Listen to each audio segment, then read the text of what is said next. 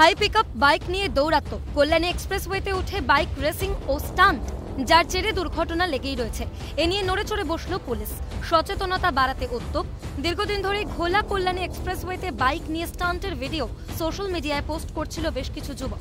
অভিযুক্তদের চিহ্নিত করে বারাকপুর পুলিশ কমিশনারেটের ট্রাফিক পুলিশের আধিকারিকরা।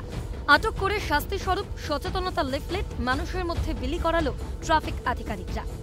সমস্ত বাইকার্সদেরকে আমরা খুঁজে বার করছি এবং তাদেরকে আমরা ঠিকমতো বোঝাচ্ছি তাদের গার্জিয়ানদের সামনেই যে কেন এরকম তারা করছে, এবং তারা আমাদের বোঝানোর ফলে তাদেরকে আমরা সচেতন করতে পারছি এবং তারা এটা যে ভুল করছিল সেটা তারা স্বীকার করছে এবং তারা যে সমস্ত ভিডিও এগুলো পোস্ট করে অন্যদেরকে উৎসাহিত করতো সেই ভিডিওগুলো তারা আমাদের কথা দিচ্ছে যে তারা সেগুলো সরিয়ে দেবে এবং তারা সচেতন হচ্ছে এবং আমাদেরকে তারা জানাচ্ছে যে যে কাজগুলো তারা এতদিন করতো সেগুলো ঠিক নয় এবং আর ওরকম কিছু করবে না।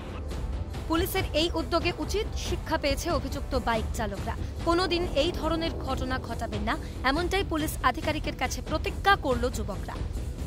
প্রতিজ্ঞাবদ্ধ হলাম, আজ থেকে আমরা এরকম স্টান্ট ভিডিও এবং বেপরোয়াভাবে বাইক চালাবো না এবং যে সমস্ত ভাইদারা আছেন তাদেরকে অনুরোধ করি যে এরকম ভিডিও বানিয়ে নিজেদের ঝুঁকিময় জীবনে বিপদ থেকে আনবেন না।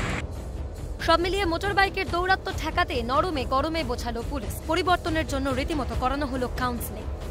শান্তনু আচার্যের রিপোর্ট, ক্যালকাটা নিউজ।